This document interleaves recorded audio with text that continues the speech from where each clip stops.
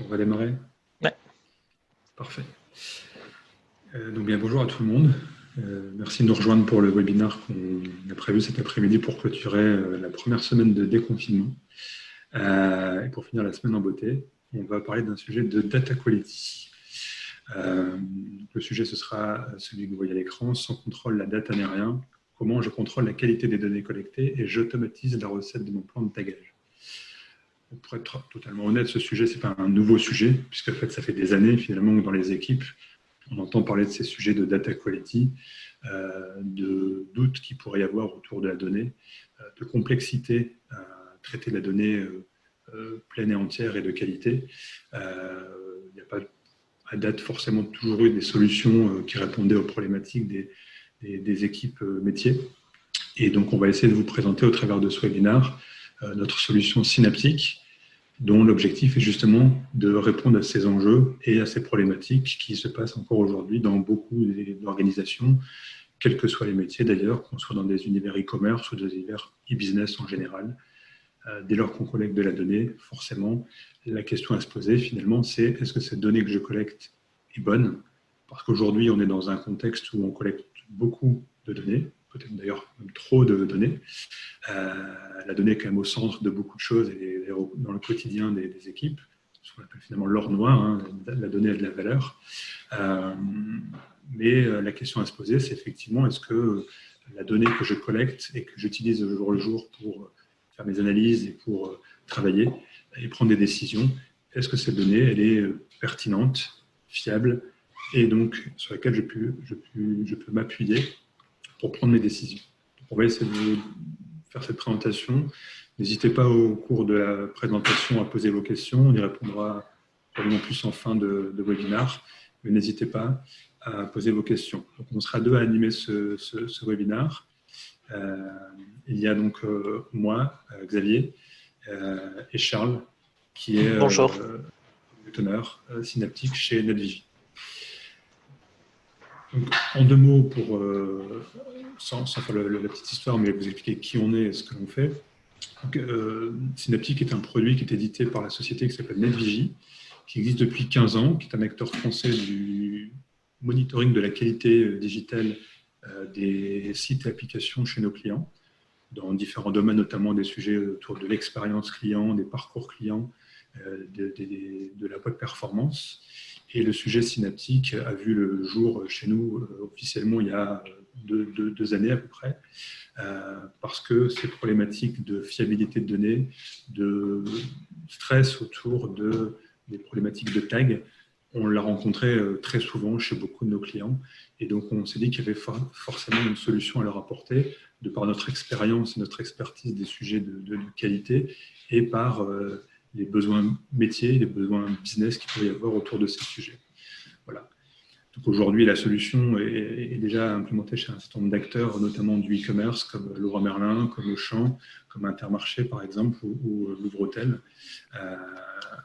depuis maintenant quelques temps. Donc, deux, trois éléments de chiffres et de données avant de rentrer dans le vif du sujet. Comme je le disais en préambule, aujourd'hui, on collecte beaucoup de données.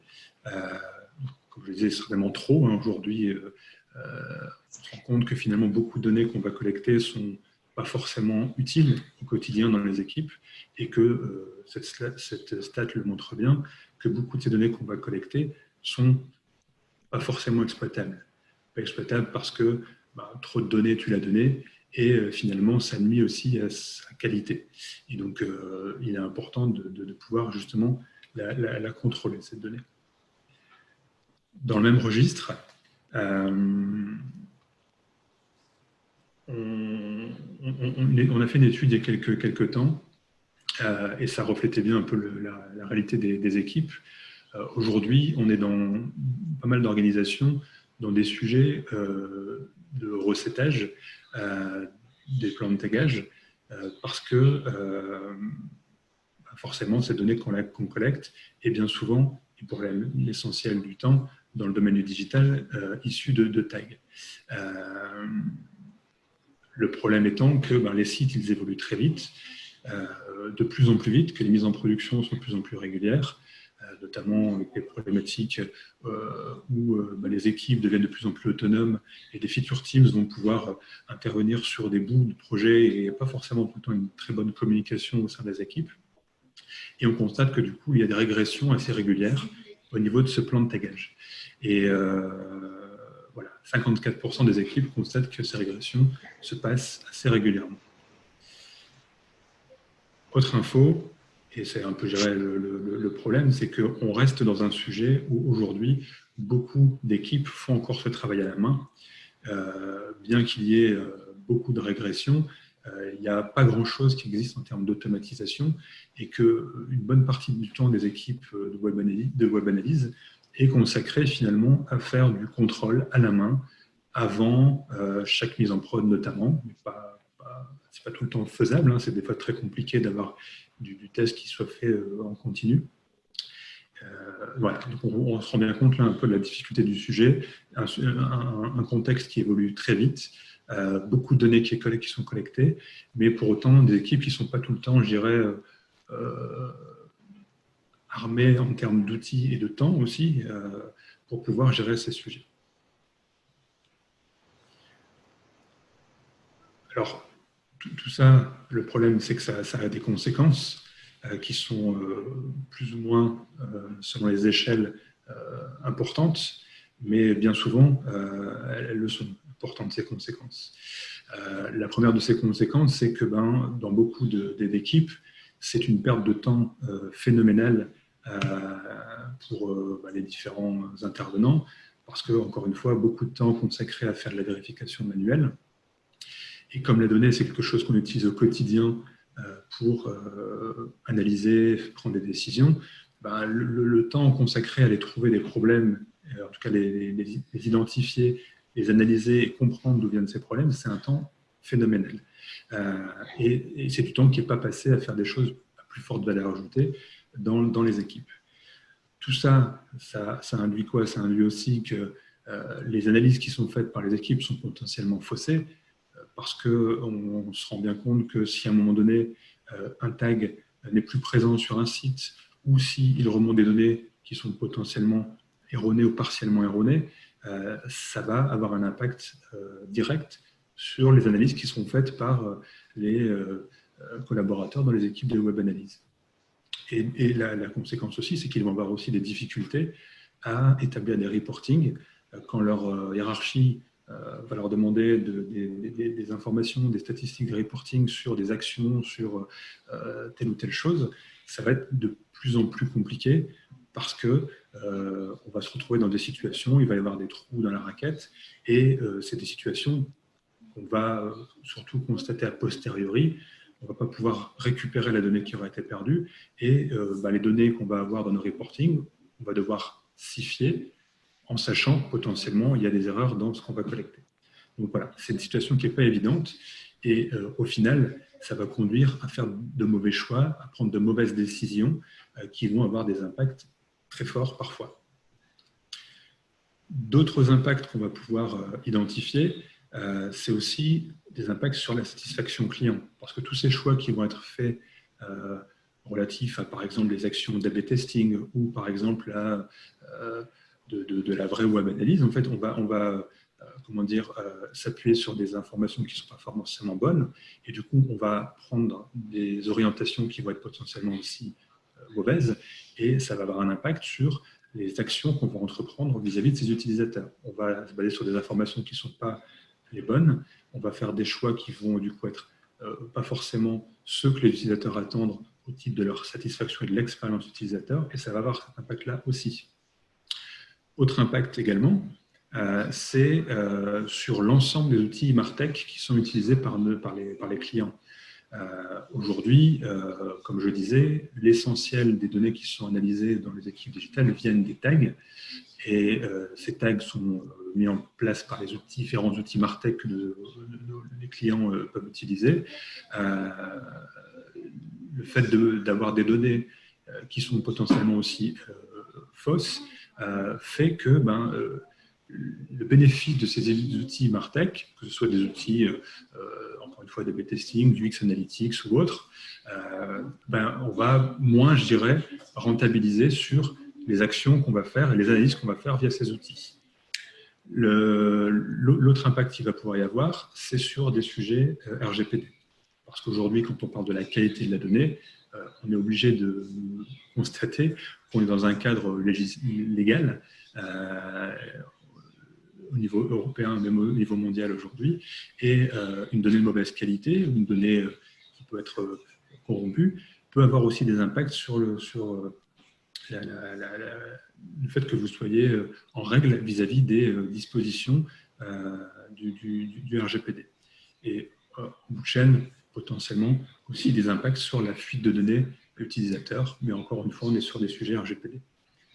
Au bout du bout, le vrai impact, et je dirais le dénominateur commun et le sujet qui va mettre tout le monde d'accord, c'est que la donnée, ça a de la valeur, mais la donnée de mauvaise qualité ou l'absence de données, ça a aussi des conséquences sur la partie vraiment économique des entreprises.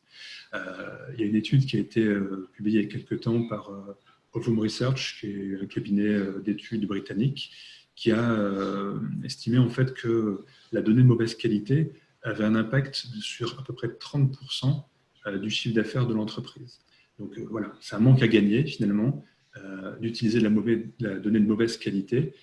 C'est pas que la donnée pour faire joli, c'est qu'effectivement la donnée, ça a une traduction aussi financière derrière, et d'avoir une donnée qui n'est pas nécessairement bonne va avoir du coup une répercussion directe aussi sur la rentabilisation de vos actions marketing et les investissements marketing que vous allez faire, sur le fait aussi de perdre des opportunités business parce que vous aurez fait des mauvais choix.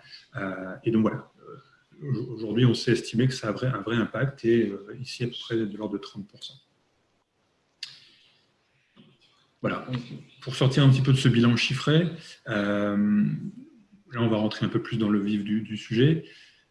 Une fois qu'on a dit ça, en fait, qu'est-ce qu'on fait, qu'est-ce qu'on dit? On constate de toute façon que ce sujet, il est important, mais qu'il est également très complexe, en fait. Comme je le disais, maintenir à jour un plan de marquage, un plan de tagage, c'est compliqué, parce que on est dans un écosystème qui est très vivant, qui est dense, qui est complexe, et dans beaucoup d'organisations, la réalité du site n'est pas du tout celle du plan de tagage. Et il va y avoir des écarts qui sont parfois très importants entre la théorie et la pratique, entre ce qu'on est censé collecter et analyser et ce qu'on va réellement avoir déployé sur le site. Si on fait un peu le constat de ce qui se passe aujourd'hui dans les entreprises, beaucoup d'entreprises utilisent des outils un peu traditionnels pour gérer ce sujet de documentaire, on va dire, autour du plan de tagage. Souvent des outils tableurs type Excel ou Spreadsheet, des outils qui sont connus de tous, voilà, on ne va pas revenir dessus. Le problème, c'est que ces outils ne sont pas à la base faits pour gérer du plan de tagage, en fait. Parce que la maintenance, le maintien à jour d'un plan de tagage dans un fichier Excel, c'est un peu laborieux. C'est très compliqué d'avoir l'historique des différentes versions, des évolutions d'un plan de tagage. Et également, ce qui est impossible bien souvent à faire, et c'est pour ça que les équipes y passent beaucoup de temps encore manuellement, c'est d'automatiser les vérifications. Donc, on a un fichier qui est un peu en dehors du site, qui ne vit pas du tout en même temps que le site, et qui impose que les équipes fassent perpétuellement de la vérification à la main. On se rend bien compte aujourd'hui que ce n'est plus une situation qui est tenable. Les équipes ont plein de choses, plein de missions qui sont davantage prioritaires que ça. Et quand on peut automatiser des choses à ce niveau-là, autant le faire. Synaptic va aussi apporter une solution là-dessus. Synaptic a une vocation, c'est d'être un référentiel qualité de votre plan de tagage. On verra qu'après, l'objectif, c'est de le tester, mais autant, comme on va le tester, autant avoir un outil qui permette de le gérer, d'avoir une vraie base documentaire qui permette d'avoir un fichier qui est à jour, qui soit, je dirais, vraiment en lien avec votre site et qui puisse être maintenu et évoluer en même temps que ce que le site va nécessiter en termes d'évolution. Donc ça, c'est vraiment un point qui est très important, d'avoir une vraie gestion de la base documentaire, un référentiel qualité sur le plan de tagage. Et donc d'éviter d'avoir des outils legacy qui vont imposer de faire de la vérification manuelle. C'est l'objectif du coup de se passer de ces étapes de vérification manuelle. Je vais prendre la suite. Je vais arrêter le partage et Charles va prendre le relais sur la démonstration de l'outil. Est-ce que c'est bon? C'est très bon.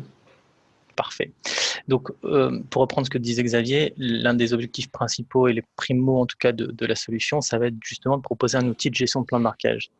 La façon dont on l'aborde, en fait, c'est celle-ci, qui ressemble un peu à ce que certains d'entre vous connaissent déjà en termes de plan de marquage sur du spreadsheet, sur de l'Excel.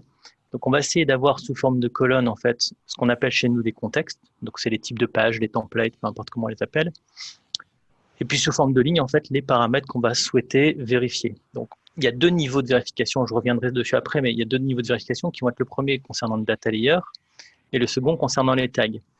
Ici, par exemple, ce qu'on va voir là, c'est que sur toutes les pages de mon site, donc dans la partie tous les contextes, je veux que le data layer, donc le data layer, je pense que c'est à peu près clair pour tout le monde ici, mais le principe, c'est que c'est la couche de données sur laquelle va se baser le gestionnaire de tags, donc GTM, TAGCO, Tilium, enfin bref, tout cela, ils vont se baser sur ce data layer pour pouvoir déclencher des tags cohérents par rapport à la page en cours. Et donc, ce data layer contient des données sur chacune de ces pages.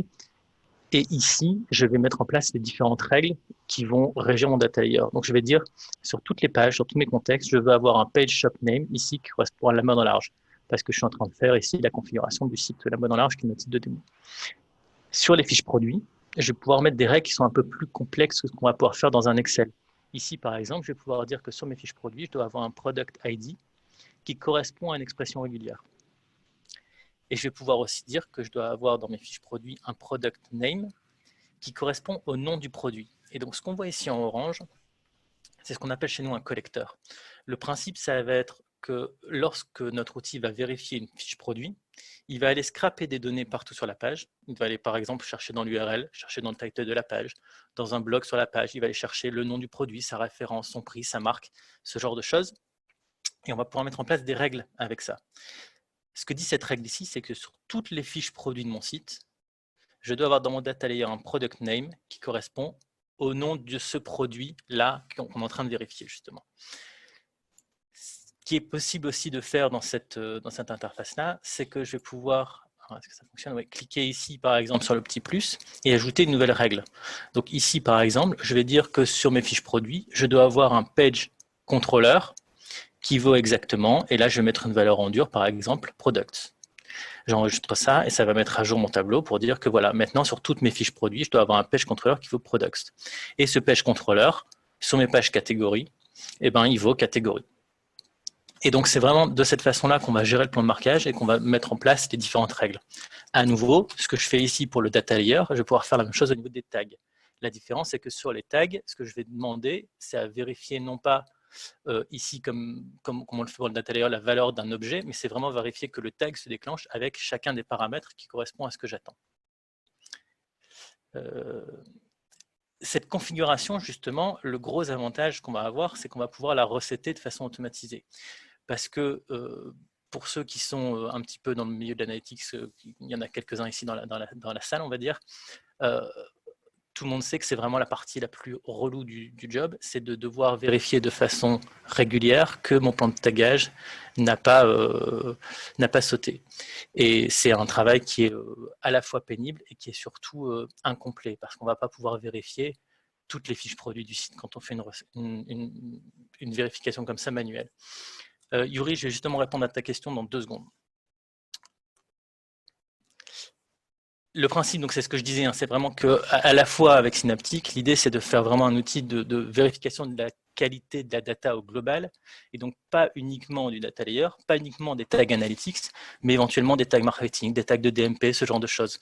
L'idée c'est que cet outil, on va être compatible avec toutes les solutions qui se basent de près ou de loin sur une ressource.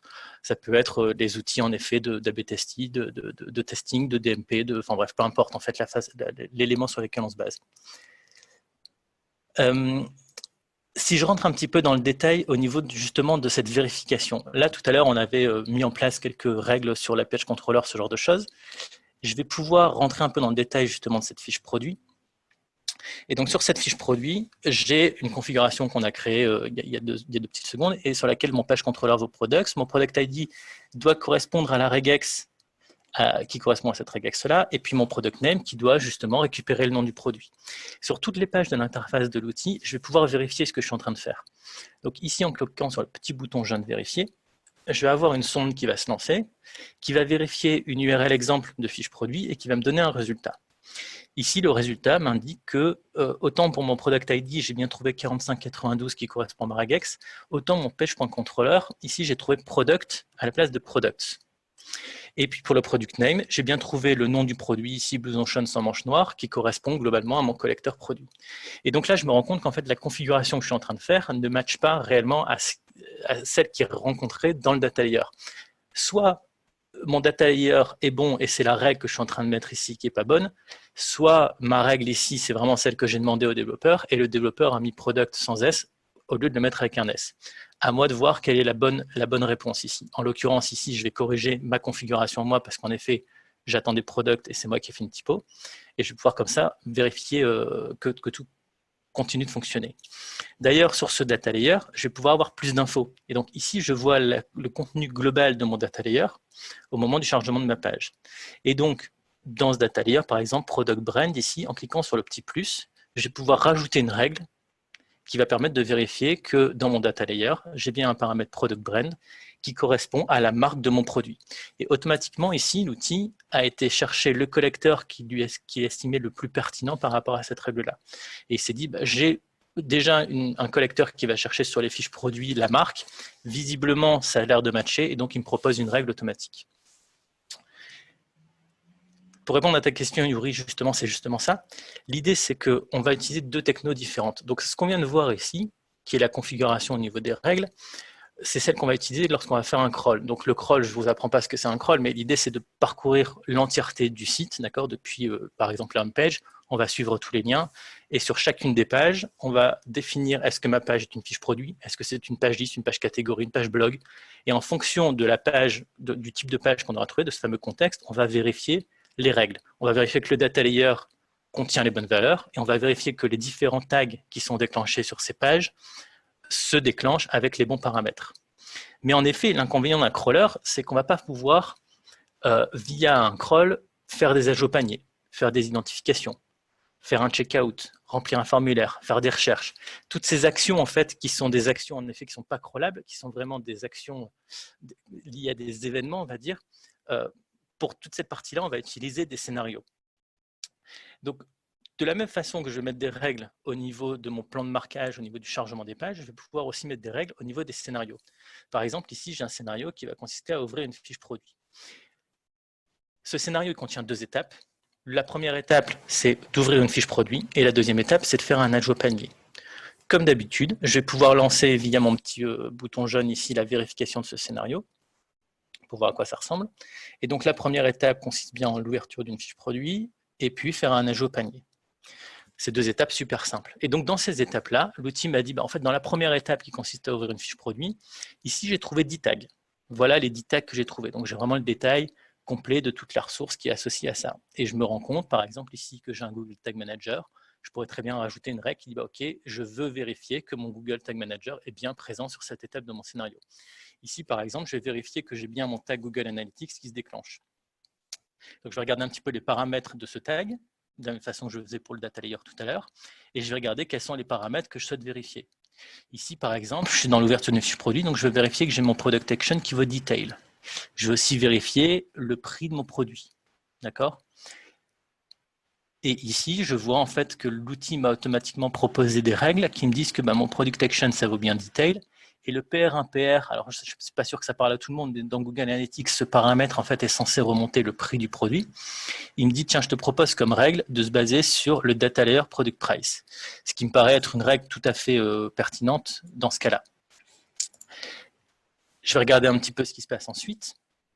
J'ai une deuxième étape dans mon scénario qui est l'étape d'ajout au panier. Sur cette étape, j'ai 3 tags qui ont été détectés. dont un événement Google Analytics. Donc là, on n'est pas sur un tag du page view, on est sur un tag d'événement. Et cet événement, de la même façon, il a toute une liste de paramètres qui lui sont associés. Et ici, je vais vouloir vérifier que mon événement se déclenche avec les bons paramètres, donc notamment le paramètre de catégorie qui est bien add to cart, le label ici qui semble correspondre au nom du produit. Comme c'est un événement e-commerce, je vais m'assurer que l'action, c'est bien add, et puis à nouveau, par exemple, le prix ou le nom, ou peu importe ce qu'on souhaite vérifier. Et simplement, en ces quelques clics ici, je vais avoir une suite de règles que je vais pouvoir modifier. À chaque fois, ici, je vais pouvoir tout à fait modifier la règle pour l'adapter éventuellement et la corriger au besoin, mais en tout cas, il me trouve automatiquement des règles qui me paraissent plutôt cohérentes dans ce cas-là. Ce qu'on vient de voir, en fait, ici, c'est un scénario. Donc, le principe du scénario, c'est vraiment une suite d'étapes qui vont consister en, je vais ouvrir le produit, je vais cliquer sur la bannière, je vais attendre que ma page catégorie se charge, puis je vais cliquer sur le troisième produit, puis je vais, voilà, c'est toute une suite d'actions comme ça que je vais vouloir reproduire, en fait, faire reproduire par mon navigateur pour pouvoir les vérifier de façon régulière. Et donc, pour faire ces scénarios-là, on a toute une interface qui va permettre de configurer ces scénarios-là, mais on a aussi développé un petit recorder qui est un plugin Chrome, en fait, qui va permettre de vraiment aller chercher à la fois les fameux collecteurs dont je parlais tout à l'heure, aller chercher par exemple le prix du produit sur lequel va se baser éventuellement l'outil pour proposer des règles, mais va surtout enregistrer les scénarios de façon très simple.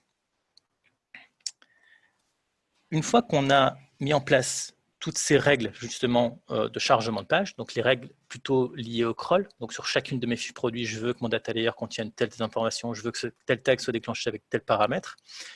Une fois que j'ai défini aussi les différents scénarios qui vont être les plus importants pour moi, je vais pouvoir mettre en place des vérifications périodiques de tout ça. Donc, c'est vraiment la configuration des crawls. On a 3 types de crawls globalement qu'on utilise généralement. Le premier, c'est le crawl complet. Le principe du crawl complet, c'est en effet, je vais partir d'une page de mon site, par exemple généralement la home page, et je vais parcourir l'entièreté des différents liens que j'ai trouvés. Donc, de la même façon que va faire Google pour du RefNat, ou presque, d'accord, je vais parcourir 100% du site. Le gros intérêt de ce genre de truc, c'est qu'on va pouvoir trouver des petits problèmes qui seraient présents que sur certaines pages et sur une partie faible, en tout cas de ces pages-là. Il y a des exemples par la suite, je reviendrai un peu dessus. À l'opposé de ce crawl complet, on va avoir le crawl de monitoring. Le principe du crawl de monitoring, pour le coup, c'est d'être très rapide.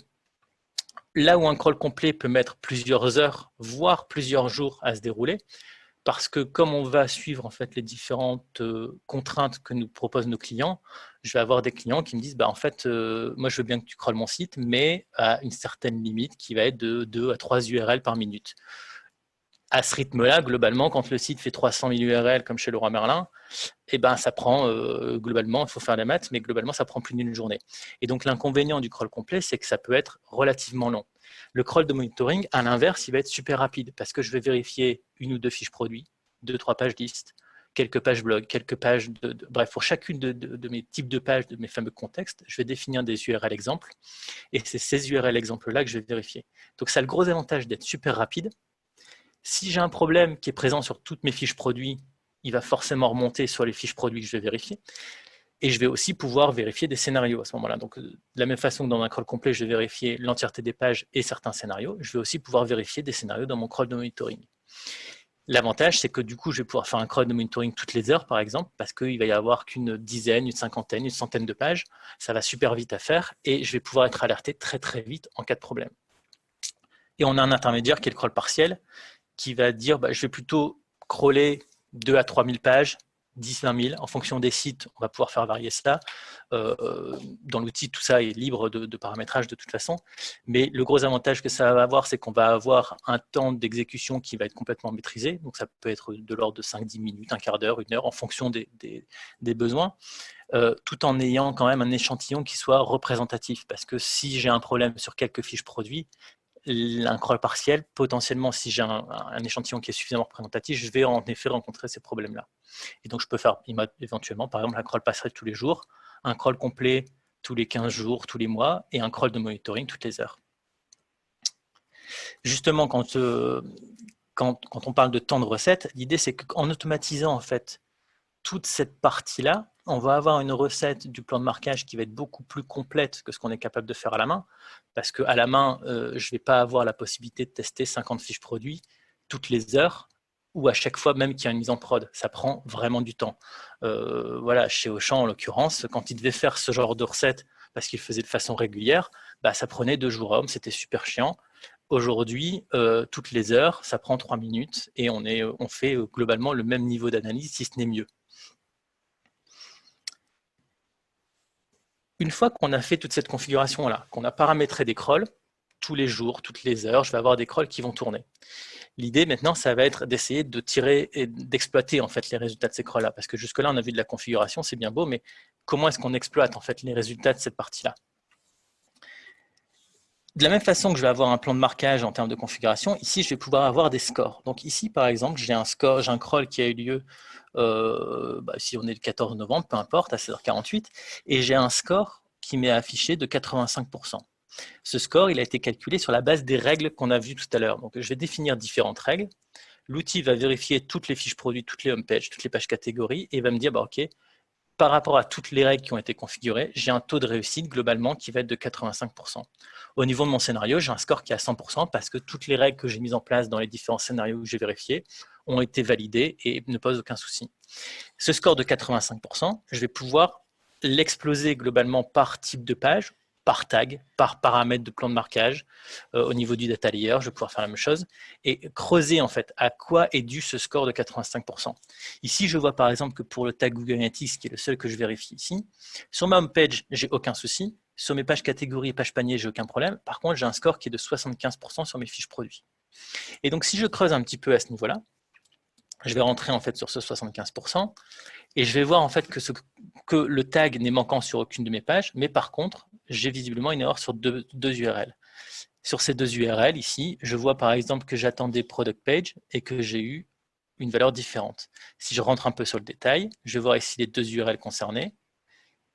Je vais en prendre une au pif et regarder un petit peu ce qui se passe. Donc là, j'ai vraiment toutes les informations de la page au moment où je l'ai été la vérifier. Et je vois que j'ai bien un tag qui a été mal formé, en effet, pour lequel le paramètre CG1, j'attendais product underscore page et j'ai reçu product. J'ai plein d'autres tags qui ont été détectés sur ma page sur lesquels je n'ai pas forcément mis en place de règles. Je vais vraiment pouvoir rentrer dans le détail complètement de toutes les ressources qui ont été trouvées sur ma page, donc la répartition des ressources par type de page et surtout vraiment la liste complète de toutes les ressources. Ici, on parlait de Google Analytics, je vais aller chercher mon tag ici un peu pour voir un peu à quoi ça ressemble. Et je me retrouve sur cette ressource-là qui est la ressource qui est liée à mon tag Analytics. J'ai plein d'informations. Ici, je vois par exemple que mon tag Analytics a été déclenché par Google Tag Manager et je vois ici tous les paramètres qui sont associés à cette ressource, vraiment spécifique. Le principe, c'est vraiment celui-là, c'est de dire, je vais avoir un score global qui va être de, en l'occurrence, 85% ici. Je vais pouvoir voir en fait quels sont les tags qui posent problème, sur quel type de page ils posent problème, rentrer vraiment dans le détail des erreurs précises. Donc là, j'ai par exemple sur ma fiche produit le paramètre PR1PR qui, pour 4% de mes fiches produits, ne correspond pas à ce que j'attends. Sur mes pages listes, je dois avoir un certain nombre de produits qui remontent dans mon e-commerce et en l'occurrence, j'ai un nombre qui est différent. Et je vais comme ça pouvoir rentrer vraiment par un problème, voir quelles sont les URL qui sont affectés par ce problème et rentrer vraiment à un niveau de précision qui est assez impressionnant, qui est celui-là, qui est vraiment au niveau de la ressource, pour vraiment débugger de façon très précise où se situe le sujet en fait. Je ne vais pas spécialement refaire la vidéo. Globalement, ce que ça donne chez nos clients, c'est un peu ça, c'est qu'on va détecter en fait des problèmes qui ne sont pas forcément visibles rapidement à l'œil nu. Chez Leroy Merlin, dont je parlais tout à l'heure, on s'est rendu compte que 7% des pages listes ne déclenchaient pas le tag Google Analytics parce qu'en fait, ces pages listes avaient un hit qui était trop important parce qu'il y avait trop de produits sur la page, ce genre de choses. Globalement, ce genre de choses, on ne le détecte que si on a la chance de tomber sur la page liste qui est concernée. Chez MotoBlues, il y a 3% des fiches produits qui ne déclenchaient aucun tag parce que MotoBlues, c'est un site qui fait des accessoires de moto pour motomotards et en l'occurrence, il y a des produits qui ont des pouces, qui sont notés en pouces parce que c'est des roues 19-20 pouces, 21 pouces, peu importe. Et globalement, ce pouce, c'est le même symbole que le symbole guillemets qui est utilisé en JavaScript et il n'avait pas été bien encodé, ce qui fait qu'en fait, il faisait planter tout le data layer. Et comme le data layer planté, il n'y avait aucun tag qui était déclenché sur ces fiches produits. Donc non seulement en fait, on avait un data layer qui était foireux, mais en plus de ça, il n'y avait aucun tag, c'est-à-dire qu'on ne les voyait même pas dans Google Analytics. Concrètement, là, le fait de faire un crawl complet, le gros intérêt qu'on a eu, c'est qu'on a pu détecter à la fois ce problème-là sur 3% de ces fiches produits, mais on a aussi pu dire que ce problème concerne 3% des fiches produits. D'accord? Et on a pu régler ce problème-là avant qu'il se retrouve en prod. Parce que tous les tests que je viens de vous montrer ici, on va pouvoir les faire sur l'environnement de production une fois que le site est live, mais on va aussi pouvoir les faire sur les différents environnements de recettes, de pré-prod, peu importe en fait. Et du coup, on va être proactif là-dessus, essayer de s'assurer qu'on n'ait pas des problèmes qui arrivent en prod, essayer de les détecter et les corriger avant. Ça peut faire partie, on le verra un peu par la suite, mais aussi de toute cette démarche de qualité. Un autre sujet qui est important aussi, c'est, Xavier en parlait tout à l'heure, c'est tout ce qui est RGPD. Il y a plusieurs axes en fait qu'on utilise avec cet outil-là aussi pour essayer d'accompagner nos clients sur toutes les problématiques liées au RGPD. Le premier, c'est ce qu'on appelle la cartographie des tags. L'idée, c'est que comme on va vérifier toutes les pages du site, on va pouvoir vérifier quels sont les tags qui se déclenchent. On va pouvoir vérifier aussi quels sont les tags qui sont déclenchés par d'autres tags. Ici, par exemple, sur mon site, je pourrais très bien avoir des tags en dur, par exemple le tag de Criteo ici, et un GTM. Et dans mon GTM, je vais avoir un Google Analytics, je vais avoir des plateformes d'affiliation, je vais avoir toute une série de tags, et je vais pouvoir vérifier que ce tag est bien déclenché par GTM. Mais globalement, une plateforme d'affiliation peut très bien, elle aussi, déclencher toute une série de tags que je ne maîtrise pas forcément, parce que autant dans mon GTM, je vais pouvoir dire « Ok, tu m'actives tel tag », je vais pouvoir définir quand est-ce que je vais les mettre en pause, quand est-ce que je les active, quand est-ce que je les désactive ou je les supprime. Autant quand je vais déclencher des tags de certains partenaires, Criteo, là c'est Neta, ça peut en être plein d'autres, d'accord. Eux vont potentiellement faire du cookie matching, faire plein de choses un peu compliquées derrière ça, qui vont déclencher des tags d'autres solutions. Et sur ces tags-là, en fait, j'ai pas un contrôle réel. Et d'ailleurs, j'ai même pas de visu des différents tags de base pour savoir en fait quels sont tous les tags qui se déclenchent sur ma page. Je peux très vite me retrouver avec des cinquantaines, des centaines de tags, alors qu'au final, j'ai quasiment rien configuré sur mon site. Et donc, via cet outil de cartographie, on va pouvoir voir comme ça en fait quels sont tous les tags qui se déclenchent. Parfois, je vais trouver un tag où je me dis attends, ce tag-là, il est blacklisté par Google, c'est pas du tout logique. Et je vais pouvoir voir en fait que ce tag a été déclenché par tel partenaire, qui a été déclenché via GTM, qui a été mis en direct sur la page. Donc ça, c'est un premier point qui est intéressant parce que ça répond à une vraie demande qui est faite aux annonceurs aujourd'hui, qui est de dire vous êtes censé être capable de produire la liste de tous les tags qui sont présents sur vos sites, de tous les outils qui récupèrent de la donnée. Au niveau de la donnée, justement, le deuxième axe d'accompagnement sur la notion de RGPD, ça va être ce qu'on appelle chez nous les données sensibles. Quand je me balade sur un site internet, potentiellement, il y a des données qui vont être assez personnelles, qui vont être affichées à l'écran. Par exemple, en haut à droite du site de ma banque, ça va être marqué « Bonjour, je suis un Tumrel » avec la dernière connexion ou ce genre de choses. Dans mon data layer, je peux très bien avoir aussi des informations qui sont présentes dans le data layer, qui sont très personnelles, comme par exemple mon email, un ID client, même un ID de commande. Aujourd'hui, ça peut être considéré comme étant une donnée personnelle. Il y a plein de données comme ça, en fait, qu'on ne souhaite pas forcément voir se balader dans la nature. Et donc, avec Synaptics, ce qu'on va pouvoir faire, c'est faire un crawl de mon site de façon connectée. D'accord ? Donc, je vais d'abord m'identifier, puis ensuite, je vais vérifier certaines pages de mon site. Je vais faire différents scénarios, je vais essayer de faire une commande, ce genre de choses. Et à chacune de ces étapes, on a flagué, par exemple, ici, via un collecteur, que la partie qui est en haut à droite de mon écran qui contient un chart URL, c'est une donnée sensible, que tel élément et tel élément de mon data layer sont des données sensibles. Et si globalement, je retrouve cette donnée dans un tag, par exemple ici, si Google Analytics à un moment remonte mon adresse mail ou mon ID client dans un de ces paramètres, à ce moment-là, je vais avoir une alerte. Et on va d'ailleurs un tout petit peu plus loin que ça, c'est-à-dire que même si mon email ou mon ID client est encodé, ou encodé plutôt qu'encrypté, on a 40 algos de hachage qui sont testés. S'il envoie un MD5, s'il envoie un SHA-256, ce genre de choses, on va aussi détecter pour s'assurer que la donnée ne serait pas un petit peu masquée avant d'être envoyée. Et donc ça, c'est super important parce que de cette façon-là, on s'assure qu'en fait, il n'y aurait pas un tag qui serait déclenché par une plateforme d'affiliation quelconque qui serait un petit peu black, on va dire, et qui récupérerait des données de clients, ce qui est plus que potentiellement un vrai risque de données sensibles pour le coup, et qui est un vrai enjeu de la RGPD.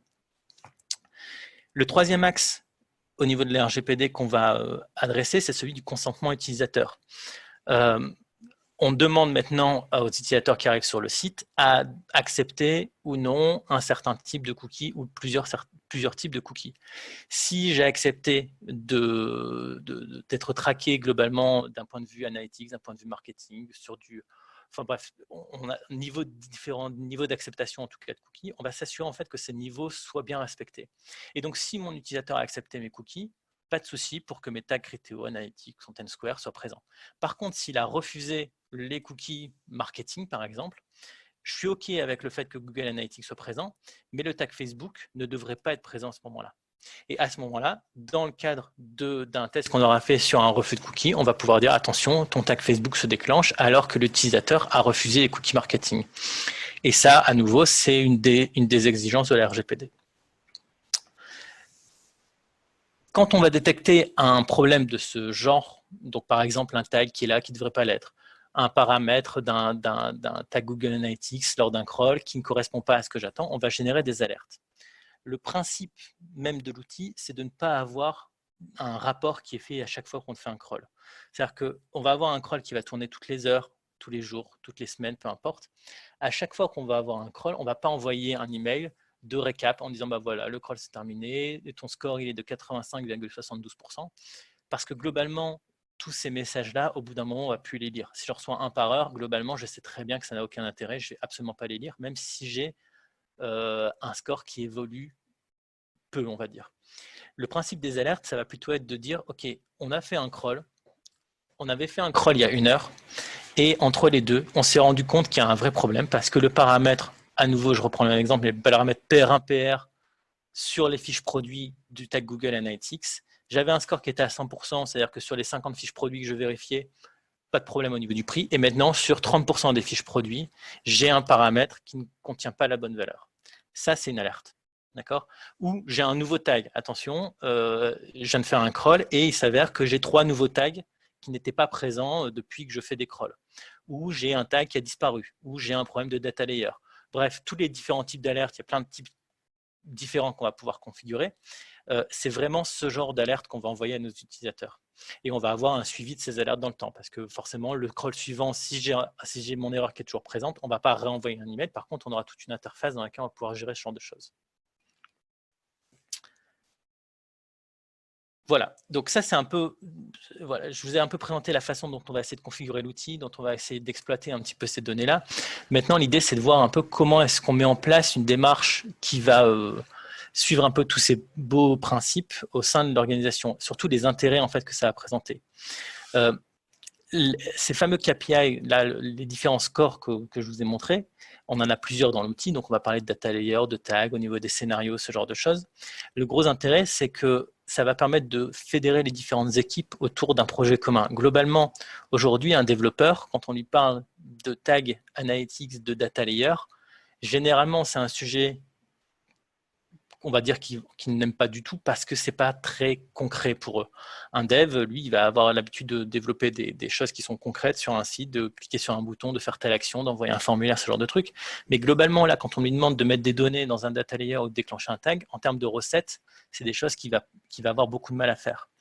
D'un côté, on va avoir un métier qui, lui, veut avoir des données cohérentes dans un outil, de pouvoir les utiliser. Au milieu, on va avoir un web analyste ou un web marketeur, peu importe, qui va, lui, essayer de dire, bah, OK, voilà les données qu'on souhaite avoir, voilà comment je souhaite que ça se traduise en termes d'outils. Et en troisième étape, on va avoir le développeur qui, lui, va reprendre un peu ces requêtes techniques et essayer de les mettre en place tant que possible. Le gros avantage d'un outil comme ça, c'est que le développeur va directement pouvoir se connecter à l'outil, faire ses vérifications et se rendre compte que ce qu'on lui a demandé a été bien implémenté ou pas directement. Donc, on gagne énormément en temps de recettes aussi à ce niveau-là. Et le gros avantage, c'est que ces scores aussi, comme ce sont des KPI qui sont exportables via API, on va pouvoir aussi les intégrer dans des tableaux de bord de qualité. Donc, on a des clients aujourd'hui qui, dans leurs tableaux de bord, qui sont gérés peu importe par quel outil, font partie des différents indicateurs de qualité du site au niveau de l'équipe technique, le score de tag et le score de data layer. Parce que c'est un enjeu qui a été identifié comme étant critique aussi pour certains. Chez, par exemple, alors je ne cite pas la marque parce qu'on n'a pas le droit, mais globalement, un de nos clients aussi qui est dans le luxe, au bout de quelques semaines, on avait mis en place ces différentes règles. On s'est rendu compte que voilà, le fait simplement de faire le reporting, de montrer où sont les problèmes et d'inclure en fait l'équipe technique vraiment au sein de cette démarche-là, ça a permis d'augmenter le score d'un taux de jusqu'à 15% là, juste en quelques jours. Un petit point aussi qui touchera un peu moins de personnes, mais qui est quand même vachement intéressant, c'est tout ce qui est justement la data governance. L'idée, c'est de dire ok, c'est bien, mais moi j'ai un site, j'ai plutôt un groupe dans lequel j'ai plusieurs sites. Par exemple, je vais avoir un site France, un site Angleterre, un site Allemagne. Et globalement, je n'ai pas envie de me refrapper la configuration pour chacun de mes sites. Ou alors j'ai un groupe dans lequel j'ai plusieurs marques, d'accord ? Et chacune de ces marques va avoir une base commune en termes de tracking. Je vais avoir globalement le même outil, je vais avoir des règles qui vont être communes, mais chacun de ces sites peut avoir des différences. Ici, par exemple, je vais avoir 3 sites qui vont être le site FR, le site UK et le site allemand, qui vont avoir une base de configuration commune, d'accord, dans lequel je vais avoir un Commander's Act qui va être présent et un tag Google Analytics. Par défaut, si j'ajoute un nouveau tag comme Criteo, je peux dire, OK, ce tag va être présent sur l'ensemble de mes dispositifs. Mais je ne suis pas obligé. Je peux très bien dire, OK, Content Square, je vais le mettre que pour la France, ou Bing ici, en l'occurrence, je vais mettre que pour le UK. Ou je vais avoir un paramètre de mon data layer qui va être spécifique à tel pays, ou je vais avoir, voilà. L'idée, c'est en fait d'avoir une espèce de configuration globalement utilisable partout, mais de pouvoir faire des spécificités pour chacun de mes sites pays ou de mes marques ou de ce genre de choses. L'intérêt également, juste pour compléter, c'est que quand vous êtes en charge du pilotage d'un ensemble de sites comme ça, vous avez aussi besoin de pouvoir avoir rapidement la vision de là où se situe chacun de vos pays. Et du coup, les fameux scores qualité dont on parlait tout à l'heure vont également s'appliquer à cette vision multi-site, multi-pays ou multi-marque. Et du coup, d'avoir un pilotage qui soit efficace parce qu'on a une vue d'ensemble du coup sur le niveau de qualité qu'a chacun de ces pays ou chacune de ces marques. Et donc, simplement en conclusion, là, on a vu effectivement que c'était un sujet qui était important, mais un sujet aussi qui est complexe. Là, la volonté avec la solution qu'on vient de vous présenter, c'est de pouvoir vraiment mettre de l'ordre dans les données, de pouvoir aussi gagner en qualité, à la fois parce qu'on va avoir un vrai référentiel qualité, base documentaire de ce plan de tagage, d'avoir aussi une automatisation des tests et donc du coup une plus grande, je dirais, capacité à tester, à contrôler la qualité globale à différents niveaux des différents sites qui sont surveillés, d'avoir également une plus grande facilité à communiquer entre les équipes, entre les besoins métiers et l'application dans les faits par les équipes plutôt techniques, et au final de pouvoir avoir un outil qui permette dans le temps de gagner en qualité, de gagner en efficacité, de gagner aussi en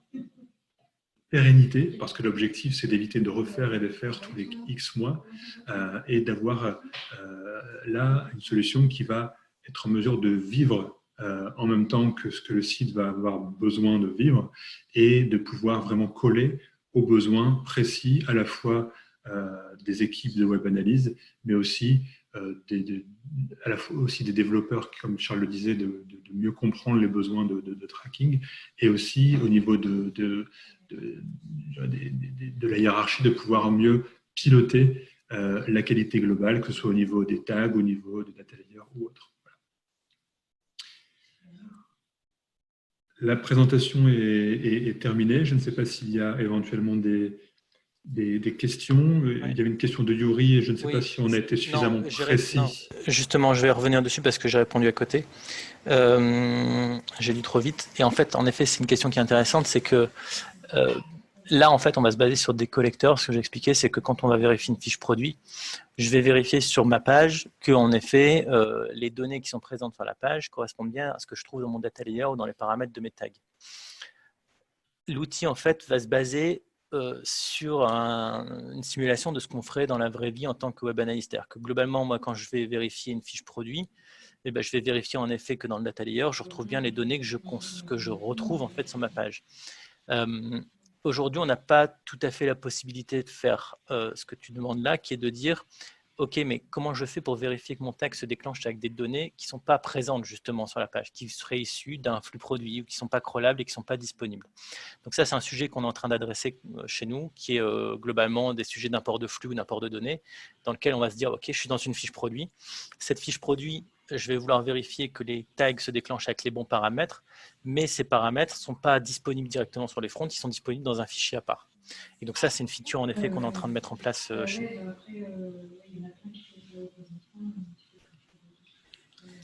Si vous avez d'autres questions, n'hésitez pas. Je sais que ce n'est pas forcément évident comme ça à chaud, mais...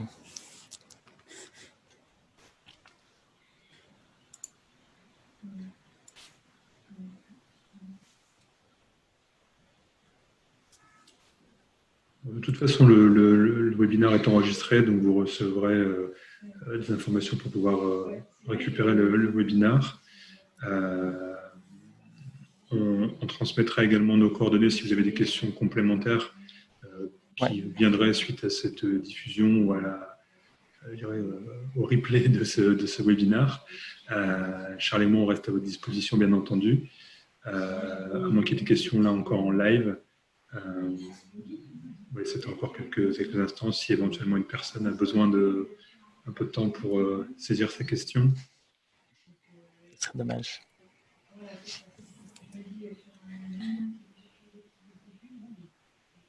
Bon, très bien. Parfait. Et écoutez, on vous remercie. Merci d'avoir pris un peu de temps pour ce webinaire. Et n'hésitez pas encore une fois s'il y a des questions et on espère avoir répondu à certaines des questions que vous pouviez avoir sur ces sujets de data quality. Merci à tous. Merci à tous.